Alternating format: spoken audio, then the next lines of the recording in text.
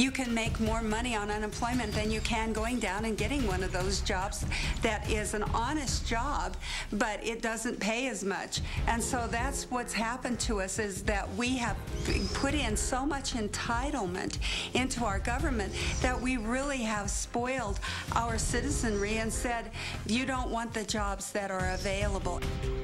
Wow. Welcome back to Harvard. That's Nevada's Republican Senate candidate Sharon Engel. And she's not the only one talking like that. Here's Arizona Republican Senator John Kyle in March. If anything, continuing to pay people unemployment compensation is a disincentive for them to seek new work. And it's not just the conservatives out west. Here's Republican candidate for governor of Pennsylvania on Friday. The jobs are there, but if we keep extending unemployment, people are just going to sit there. I've literally had construction companies tell me I can't get people to go back to work until they say, I'll come back to work when unemployment runs out. Tom Shirk is with the Heritage Foundations. He's a senior analyst on labor economics. Mark Green, of course, is former New York City public advocate, and he's host of the syndicated radio show Both Sides Now with Huffington and Madeline. Gentlemen, this is one of the issues. Again, we're going back to the high school debates I had, like whether we should have the Civil Rights Bill under interstate commerce. Here we go with this baby. You're saying, well, let me ask you, Mr. Shirk, do you believe that people are shirking work to take unemployment compensation? They would rather get $300 if you're making it the absolute top of unemployment rather than take a job for 30 or 40 a year. You're saying that? Well, no, that's not what I'm saying. What unemployment insurance does, and this is the finding of the science, it's not just me saying this, it's a conservative.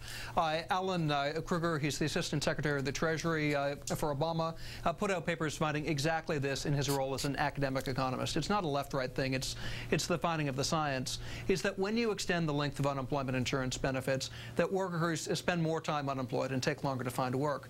But it's not because they're lazy, it's not because they're simply sitting on the dole. What it does is it changes the types of jobs they look for.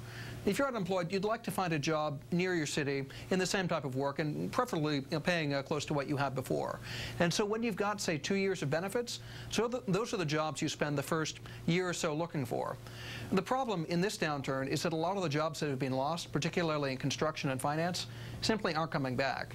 And so you're encouraging workers to spend a lot of time looking for jobs that don't exist and aren't going to exist. Okay, I want to have Mark respond to that. He makes an intellectual argument there. Let's hear your response. This is as much science as Terry Schiavo was alive. Chris, this is a good debate a century ago. And from Andrew Mellon to Herbert Hoover to Mr. Burns on The Simpsons, there have been people who say, don't give unemployed benefits because they won't work. The science is that most economists agree some people getting unemployment benefits, they may be very young, they may be professionals with some options, may not seek work because they're getting a little benefit. The overwhelming percentage are panicked, desperate, can't meet mortgage payments, can't meet health care payments, can't pay for their drugs. I don't know how often Mrs. Engel or Senator Kyle or The Economist have been unemployed. People all over the country are putting out feelers for jobs, and there are 20 applicants for every job. And in this desperate situation, unemployment benefit extension does two things, and it has for ever since Keynes and Hoover. It's moral because it gives money to people who are largely desperate. And second, it's perfect economics. It's counter-cyclical. The federal government spends money exactly when the economy needs a stimulation because business and consumers aren't spending.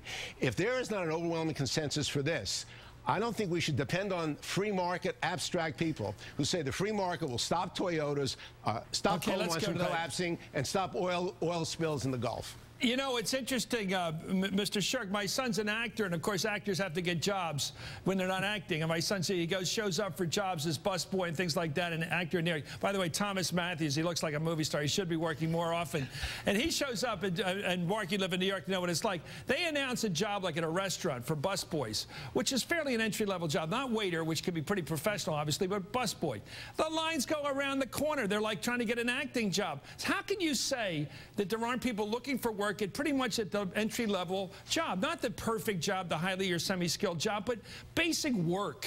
And these jobs have lines around the corner. Every time a hotel opens, the lines are around the corner for 2 or 3 blocks. Why do you say there aren't unemployed people that really want to work out there? who don't really want to work. Where do you make that case? When every single time you open up a job, the lines are incredibly long and they don't get the jobs because there's only a few jobs open. No, I'm not saying that they don't want to work, and I'm certainly not saying we should get rid of unemployment benefits. It's simply a question of how much is appropriate. I think 2 years. Well, who are these people in these lines? Every time a job opens in New York that seems to be reasonably okay, not even attractive, just okay, a job that exists, and the lines are around the corner. What do you think that is, that phenomenon we're looking at? Well, part of that is from the unemployment benefits. The New York economy has been hammered. The financial industry has taken a heavy toll. A lot of the investment banks have gone down. With those investment banks, a lot of the New York economy. And so if you want to find a job, a lot of the workers now in New York who are unemployed are going to have to move to a different state. They're going to have to move to, say, Nebraska or to Texas or to one of the states where the economy isn't doing as poorly.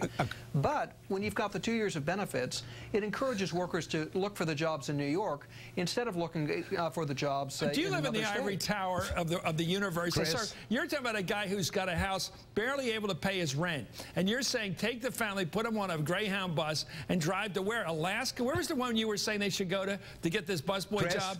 Chris, appreciate Nebraska. this. Appreciate this. And Mr. Shirk you are a theorist. I got nothing against theory, but that is theory. That's not reality. Here's the theory. People in Ohio and Michigan should move to Nebraska because that's where the new jobs are. Now, follow this abstract theory. According There's a new restaurant in Omaha. According to him, we should cut the oil depletion allowance because that's making oil men lazy and they're not investing in technology on spills. We should end Medicaid because then the poor will take care of themselves. They'll be motivated to be more healthy. This is insane. Unemployment benefits work in every country and in this country except for a fringe right wing who don't want it exactly when the economy needs it. I'm not calling for getting rid of them. I'm not calling for getting rid of them. You're complaining about 2 years. First, you know that 2 years is the absolute maximum. Half the people on unemployment now have been unemployed 6 months or more.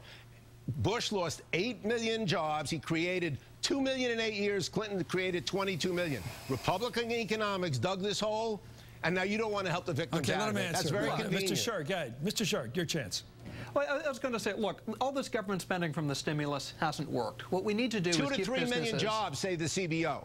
Who's right? You or the CBO? Let's take the unemployment comp, Mark, and Mr. Shirk. Let's take the unemployment comp. Is unemployment compensation overused, underused? Is it a necessity in a modern workplace where you have 10% unemployment in the country or not? This is a real unemployment rate, by the way. It's an objective fact. It's not about how busy you are, how willing you are to take a lower-level job. Why do you think, sir, there is an almost 10% unemployment rate right now? Is it because people won't take the lower jobs?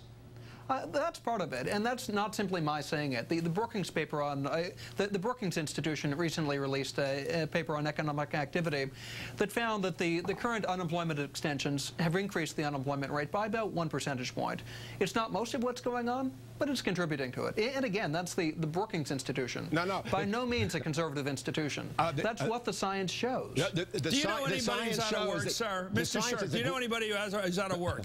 I have several friends who are out of work. Okay, so you have some familiarity with that. Are they lazy? No, not at all. Do they refuse to take jobs below their cut, below their self-esteem? What's their problem for being unemployed? As you know them, because you know them personally. So tell me, are they the kinds of people that won't take jobs that are available because they insist on getting jobs appropriate to their ego? They're looking for jobs that match their skills, and they have in mind something in terms of what they're looking for. Have you told them that they're living off the country too much and ought to get off unemployment? Have you told them that personally yet?